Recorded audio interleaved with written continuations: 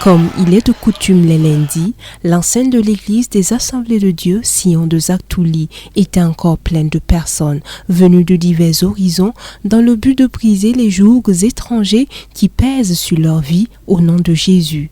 Dirigé par le pasteur principal de l'église, le pasteur Jean-Baptiste Bourmand, ce sont des moments de prière, d'enseignement, mais aussi de proclamation de la parole qui ont pour effet de nombreuses délivrances. Et cela fait plusieurs années maintenant que l'homme de Dieu est témoin de la puissance de Dieu dans la vie de milliers de personnes. C'est l'œuvre de Dieu qui nous a réunis aujourd'hui. La parole de Dieu déclare que Jésus a guéri un lépreux et lui a ensuite interdit de publier cette guérison, mais le lépreux a pourtant publié la nouvelle de sa guérison. De la même façon, les gens sont réunis ici de divers horizons parce qu'ils ont entendu parler de comment le Seigneur opérait ici au milieu de nous. Ils sont venus toucher de doigt les œuvres puissantes que la main de Dieu accomplit parmi nous. Cela fait 10 ans que nous avons implanté ce ministère de délivrance. Et pendant nos actions de grâce, c'est plus de 5000 personnes qui viennent témoigner de la visitation de Dieu dans leur vie. Et voilà, chaque lundi, comme aujourd'hui, l'église se remplit de personnes. Le Seigneur a décidé de se souvenir de toi est le thème du jour tiré de Genèse 30, verset 22. À l'instar de Rachel, l'auditoire et surtout les femmes stériles ont été rassurés de la bonté de Dieu et de sa volonté à toujours faire du bien à ceux qui sont affligés.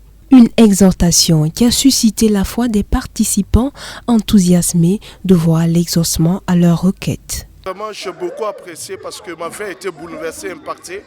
Et depuis le jour que j'ai commencé à mettre pied en ces lieux. Oui, parce que bien que ce matin, j'ai vu ma foi être relevée encore puissamment à travers l'enseignement que j'ai reçu.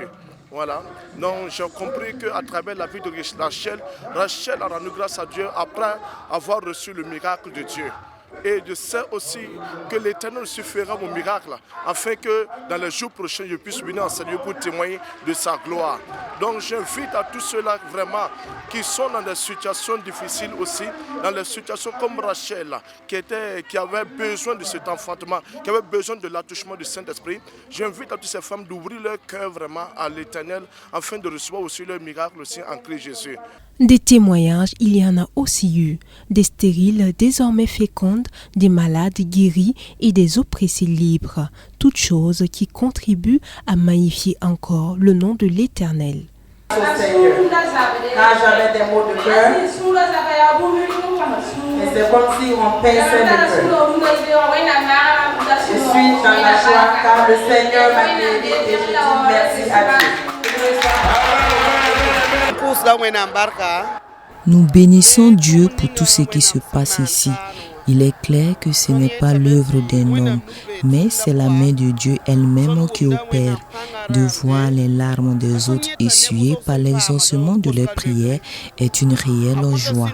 La parole de Dieu nous dit de nous réjouir avec ceux qui se réjouissent et c'est ainsi que notre joie est manifeste de voir les autres exaucés. Tout cela est la main de Dieu et nous le glorifions pour cela. Les louanges n'ont également pas manqué. L'assemblée avec des chantres invités ont élevé le nom de l'Éternel pour ses prophètes.